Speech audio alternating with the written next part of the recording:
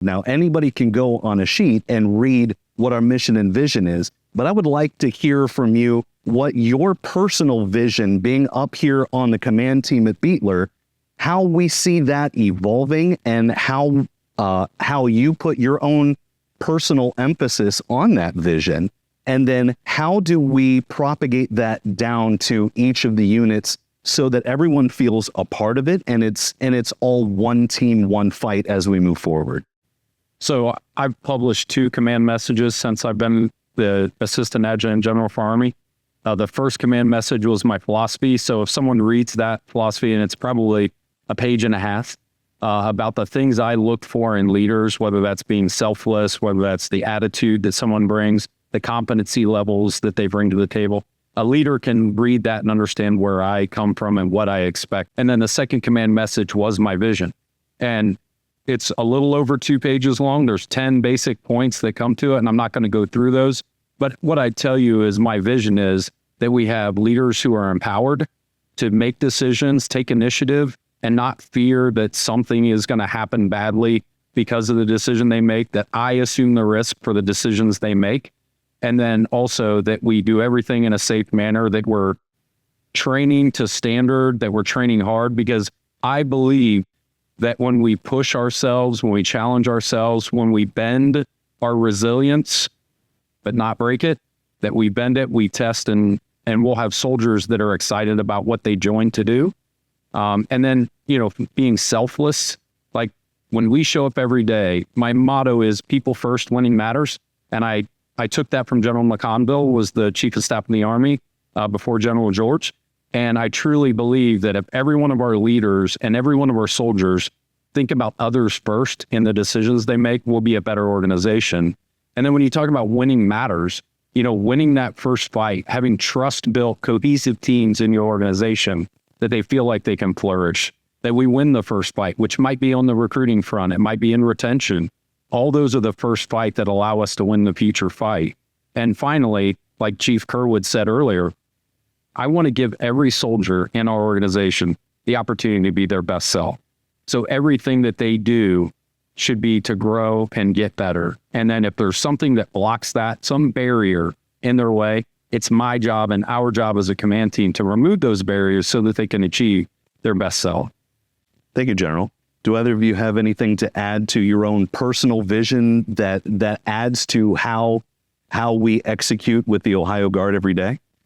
The only thing I would say is that, when the boss sends that message out, I read it, of course, and then I actually sent it out to all the warrant officers. And I tried to explain to them the so what behind that, why he's trying to get after what he's trying to get after. So instead of going through every list, every bullet listing, just give a general overview of what he means. And, his motto, people first, winning matters. People first is the first part of that for a reason. And he sincerely believes that. And he wants people to do what they can to, like he said, be their best self. And so our job as warrant officers is to support his vision and do that and make sure people understand that. And so, I had an opportunity to talk to Sergeant Major Workley about hey, how can the warrant officers help the enlisted side? And he was like, well, a lot of times the enlisted soldiers don't have enough time to work on the equipment. They don't get enough time, or they feel they don't have enough time to do their job, what they signed up to do. And so he said, you warrants can help us out by making sure the environment's set to facilitate that. And so that's one of the talking points I'm going to have at the Warrant Officer Muster this year, is talk about how we can help the unit, get soldiers more reps on equipment and the actual jobs they signed up to do.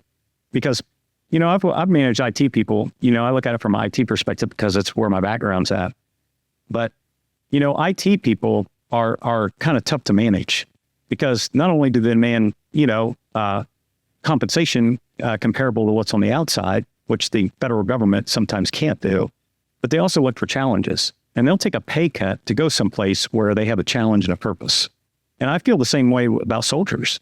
We got some smart soldiers, and if you don't challenge them or you don't give them purpose, they'll look for it elsewhere. And sometimes that's out of the Guard.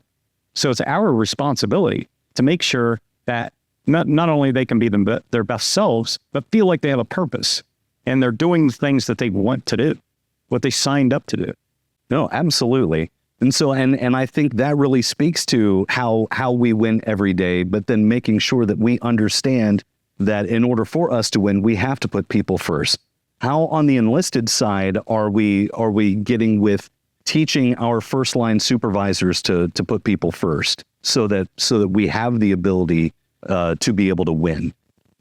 I think a major piece of that is, we've instituted and then expanded on our first line leader training. Several years ago, we recognized a void between institutional training with our most junior first line leaders, and so we worked on developing this concept of first line leader, and it's evolved over time, and we really are trying to set those junior leaders up to have the toolkit, one, to communicate with properly with their junior soldier, with their subordinates, and with their peers as well. If we can build competent teams and squads, we can do any mission that hierarchy throw at us.